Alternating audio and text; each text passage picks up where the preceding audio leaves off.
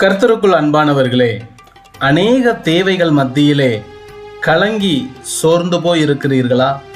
என்னுடைய குடும்பத்தின் தேவைகள் அதிகம், ஊழியத்தின் தேவைகள் அதிகம், அது சரிவர சந்திக்கப்படவில்லையே என்று சொல்லி வருத்தமும் துக்கமும் உங்களை ஆண்டு கொண்டிருக்கிறதா?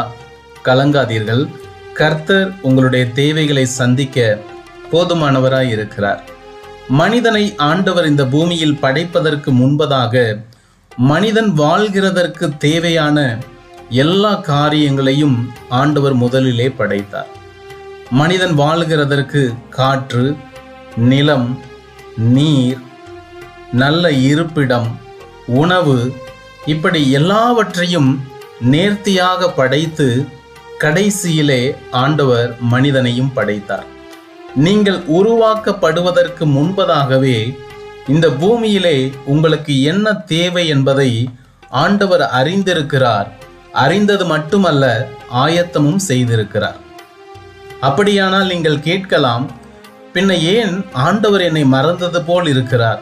நான் ஜெபிக்கிறேனே, உபவாசிக்கிறேனே, என் தேவைகள் இன்னும் சந்திக்கப்படவில்லையே என்று கேள்வி கேட்டுக்கொண்டிருக்கலாம்.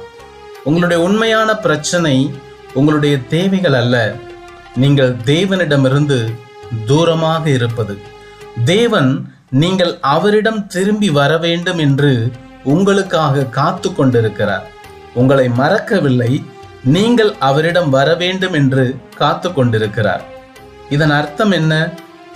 அப்படியானால் நான் ஜெபிக்கவில்லையா, வேதம் வாசிக்கவில்லையா, சபைக்கு செல்லவில்லையா, நான் அவரை தேடவில்லையா என்று நீங்கள் கேள்வி கேட்கலாம். ஆண்டவர் உங்களுடைய இருதயத்தை பார்க்கிறார். நீங்கள் 100% அவரையே சார்ந்து கொள்ள வேண்டும் என்று விரும்புகிறார். தேவைகளின் மத்தியிலே மனிதர்களை சில வேளை நாம் தேடுவதுண்டு, பெற்றோர்களை தேடுவதுண்டு, நண்பர்களை தேடுவதுண்டு, நம்முடைய உறவினர்களை தேடுவதுண்டு.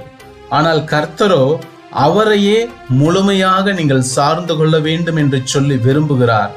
ஆனபடியாலே நீங்கள் முழுமையாக சார்ந்து கொண்டு அவரிடம் வரும்படி அவர் உங்களுக்காக காத்து கொண்டிருக்கிறார். கர்த்தரை தேடுங்கள், அவருடைய ராஜ்யத்தை தேடுங்கள். உங்கள் குறைவுகளை எல்லாம் ஆண்டவர் நிறைவாக்குவார். நீங்கள் ஆசீர்வதிக்கப்படுவீர்கள். அநேகருக்கு ஆசீர்வாதமாக உங்கள் வாழ்க்கை அமையும். இயேசு கிறிஸ்து அப்படியே செய்வார். சோர்ந்து போகாதீர்கள். கர்த்தர் தாமே உங்களை ஆசீர்வதிப்பாராக. ஆமென்.